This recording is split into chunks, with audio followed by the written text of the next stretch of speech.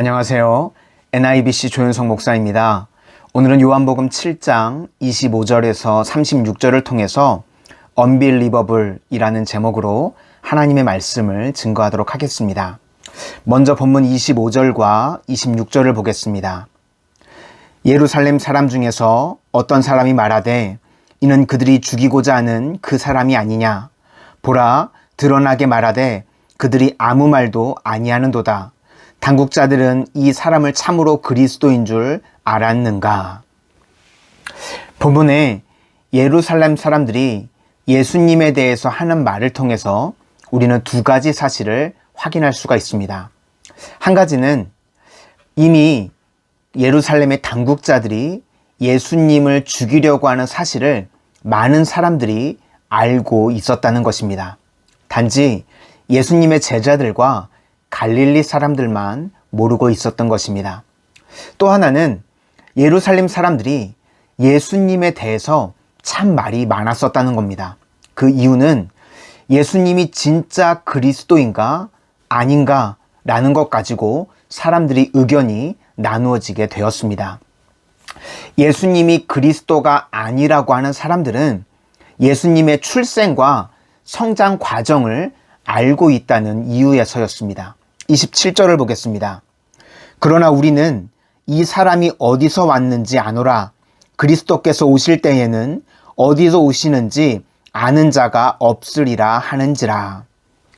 유대인들은 아마도 이사야서 64장 1절 말씀에 있는 주는 하늘을 가르고 강림하시고 이 말씀을 통해서 어디선가 갑자기 신비롭게 메시아가 오실 것이라고 생각했었던 것 같습니다.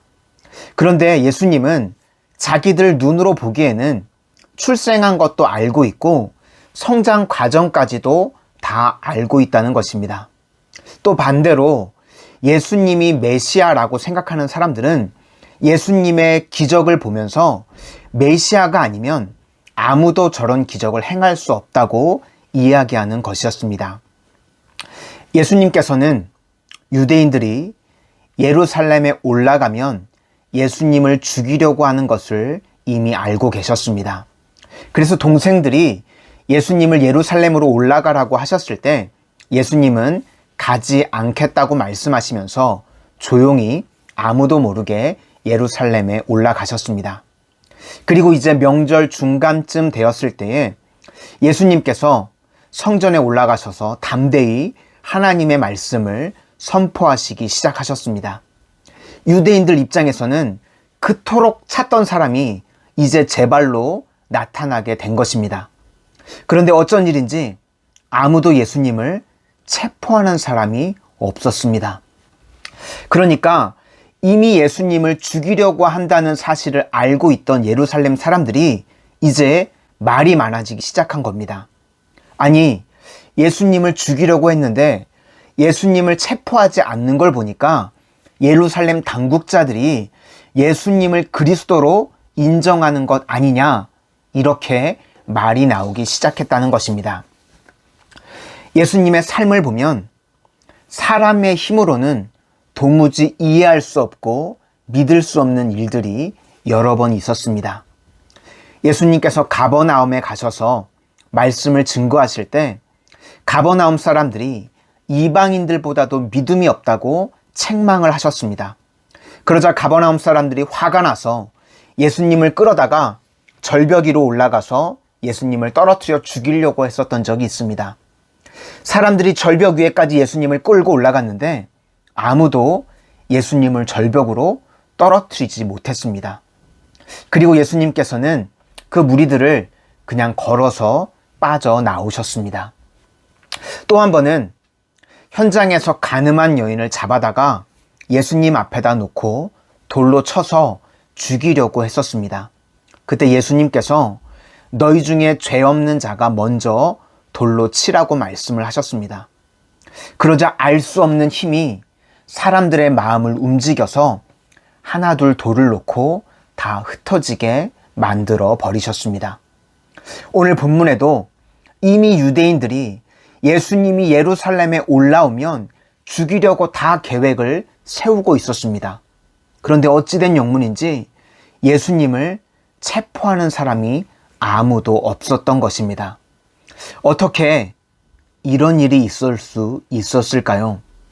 그것은 하나님의 안 보이는 권능의 손이 유대인들을 붙잡고 있었기 때문입니다. 우리 인간들은 우리가 계획을 잘 세우고 최선을 다하면 일이 이루어질 거라고 생각합니다. 그러나 실제로는 우리 인생에는 우리가 알지 못하는 변수가 너무나도 많이 있습니다. 그리고 어떤 경우에는 인간의 힘으론 통제할 수 없는 변수가 있다는 것을 알게 됩니다.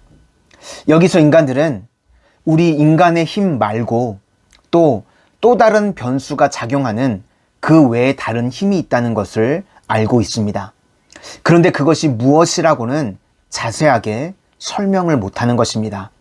그래서 점쟁이를 찾아가고 무당을 찾아가고 돌을 깎아서 만들어 놓고 빌기도 하는 것입니다. 그러나 이런 것들은 모두 우연이 아닙니다. 이것은 하나님께서 개입하시는 것입니다. 인간의 악한 본성대로 일이 이루어지지 않도록 하나님께서 통제하시고 간섭하시는 것입니다. 우리 인생에도 내 삶을 뒤돌아보면 여러분, 내 뜻대로, 내 계획대로 인생이 진행되어지셨습니까? 아마도 아무도 그렇지 않으셨을 것입니다. 우리 인생 가운데 최고의 사건이라고 하면 바로 예수님을 나의 구원자로 영접한 것입니다. 어찌 보면 우리 인생이 우리를 이렇게 몰아가는 모든 것이 예수님을 믿게 하기 위해서 이렇게 되어진 거라는 생각이 들기도 합니다. 바로 이러한 모든 과정을 하나님의 안 보이는 권능의 손으로 우리를 인도하셨다는 것입니다. 오늘 예수님께서는 예수님의 사역을 위해서 하나님의 안 보이는 권능의 손이 유대인들을 붙잡고 계셨습니다.